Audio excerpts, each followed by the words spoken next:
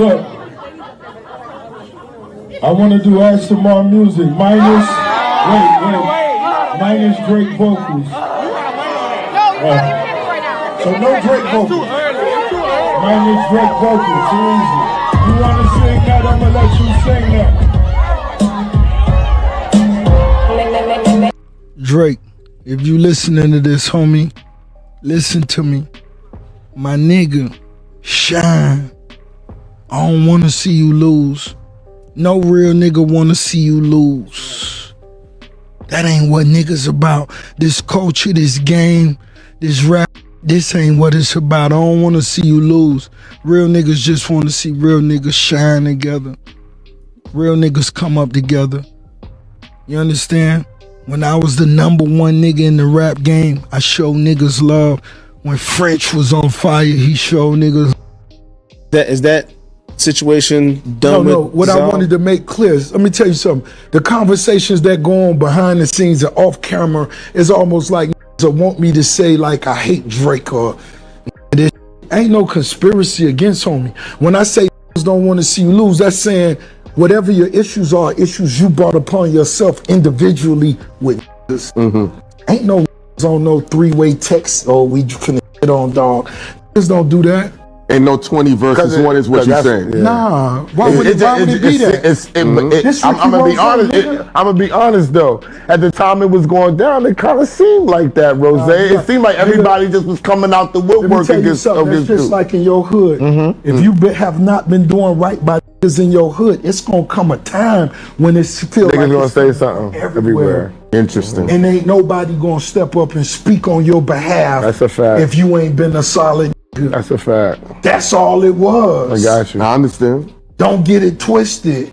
Getting the white people rewards and the trophies, I know it could make you think, but homie, that shit don't mean nothing where I'm from. Wait, so now Rick Ross allegedly went from calling Drake BBL Drizzy, unfollowing him on Instagram and dropping straight up diss records, to suddenly switching up and saying he wants Drake to win. Hold up, that doesn't look like a change of heart. That looks like a strategy that didn't play out the way it was supposed to. Because listen to this, back in April 2024, Ross was fully going at Drake online and even in music, putting the BBL Drizzy label on him and accusing him of sending cease and desist energy towards French Montana. Then so now Rick Ross allegedly went from calling Drake BBL Drizzy, unfollowing him on Instagram and dropping straight up diss records, to suddenly switching up and saying he wants Drake to win. Hold up, that doesn't look like a change of heart. That looks like a strategy that didn't play out the way it was supposed to. Because listen to this, back in April 2024, Ross was fully going at Drake online and even in music, putting the BBL Drizzy label on him and accusing him of sending cease and desist energy towards French Montana. Then, after that leaked Drake diss track situation, Ross doubled down online, questioned Drake's credibility, and eventually hit the unfollow button like he was cutting ties for good. But here's where things get messy. That apology-style interview started circulating, and I honestly think the energy was off from the jump, like something wasn't fully aligned in that moment. And hold up, I was genuinely confused watching him flip the narrative so fast, right after seeing how the internet reacted. Now suddenly the biggest boss is talking like Drake owes him loyalty or respect, and that's where people really started side-eyeing the whole thing. Because you remember how 50 Cent jumped in right after that interview dropped, clowning Ross and turning the moment into a full internet roast session? And that reaction basically set the tone. People started saying Ross wasn't standing on business, he was reacting to public pressure. So now it feels like instead of a real reconciliation, it's more like a narrative reset attempt after the backlash didn't land in his favor. But listen, the internet doesn't forget anything. Every diss, every unfollow, every interview clip is already archived and circulating. And that's why the situation keeps getting picked apart, because people feel like the timeline doesn't match the tone he's trying to project now. At the end of the day, whether this is real peace or a PR pivot, the audience is already watching it like a case file, not a conversation. And that's exactly why every new clip from DJ Academics or any Ross interview just adds more fuel instead of clearing anything up. Yo, he's backpedaling, he's this and that. And you know, first of all, imagine asking for something for Christmas and you getting it before Christmas, you even make your Christmas list. And I looked at him like, oh, this is good. Ross is kind of like softening up and warming up until I start hearing what he was saying. And I actually changed my mind. I changed my mind, Chad. And I'm going to walk you through this a bit because I did listen to this, and I know if it's your first time, I'm sorry. I'm chopping it up a bit. I changed my mind on wanting Drake to get back cool with Ross. And it's not that I don't want him to get back cool, but not under these circumstances. Let me explain to you. I don't like what Ross just said. Because what Ross is just saying, again, I'm reading between the lines, but it bleeds of entitlement. It's like, yeah, when we was hot, we showed mad love. It's like almost like these guys are trying to punish Drake for like not giving them what they want, whether it's a song or a feature. Like he's some like do boy, like, yo, nigga, like, yo, it's time for you to, pay the piper. Like, yo, whoa, hold on now. What more do you want him to give? The guy you actually, y'all all supported during the battle never gave you nothing. What more do you want from a nigga?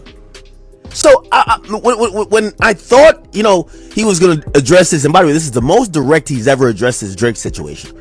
I thought it was not going to be filled with this still pompous, like, yeah, you know what I mean? You got to have respect. I'm not saying he should apologize to Drake, even though I think he went further than Drake in any type of disrespect, but whatever, Drake threw his shots too. I'm kind of looking at him like, yo, it feels like you're still trying to little homie the guy. I think you should probably have realized in the last 2 years, maybe at some point back in the day when Drake needed the street cosign and maybe whatever stories you're about to tell, yeah, you guys did assist Drake, but he doesn't owe you a lifelong, like, all right, here's songs and here's verses and I'm still your little homie. At some point, the little homie becomes the big homie. It goes by the market. And that's what I didn't like about it, because I thought if he was going to discuss a problem with Drake, it was going to be a problem rooted in, I know they're not friends, but a problem rooted in some type of respect, a problem rooted in some type of, hey, listen, I did this for you. This just feels like the guys who may have fell off the wagon looking at the guy who's still on the wagon saying, yo, bro, why you not helping us out? That's not what hip hop is. But I could be listening to this wrong, and everybody know I love Ross. But tell me how else could I interpret what he's saying when he says hip hop has always been about when we were hot, we showed love. It's almost insinuating that Drake has been hot and on top of the world. Now, Ross, the internet will likely try to make something of you being like, hey, play that joint without the Drake vocals. I want y'all to sing along. Without Little Man. Right? They gonna make some of it, but you constantly play your records that you collab with Drake on, and you encourage the fans to sing. Facts. So that's not trying to be messy. That's you trying to put on a show. Let me tell you something. Me being a boss, you gotta understand. This French Montana right here, this is my brother. Drake, if you listening to this, homie, listen to me. My nigga, shine. I don't want to see you lose.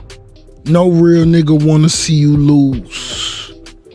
That ain't what niggas about. This culture, this game, this rap, this ain't what it's about. I don't want to see you lose. Real niggas just want to see real niggas shine together. Real niggas come up together. You understand? When I was the number one nigga in the rap game, I showed niggas love. When French was on fire, he showed niggas love. So let's be real. This doesn't really look like Rick Ross wanted peace with Drake. It looks like he wanted a feature more than anything else. He allegedly tried the back channel route to smooth things over, get forgiveness. So let's be real. This doesn't really look like Rick Ross wanted peace with Drake. It looks like he wanted a feature more than anything else. He allegedly tried the back channel route to smooth things over, get forgiveness, and maybe lock in a collab. And when that didn't materialize, the whole narrative started shifting in public. And now suddenly we're supposed to frame it as loyalty and respect? Hold up, that's where people are raising eyebrows. To many viewers, this is less about friendship and more about money, relevance, and ego colliding at once. And listen, when 50 Cent jumped in and called it out, he basically said what the internet was already whispering, that this wasn't some emotional breakdown over loyalty. It looked like frustration over a missed collaboration opportunity. So now I gotta ask y'all straight up, is Rick Ross actually just a man who misplayed a situation and is trying to fix it?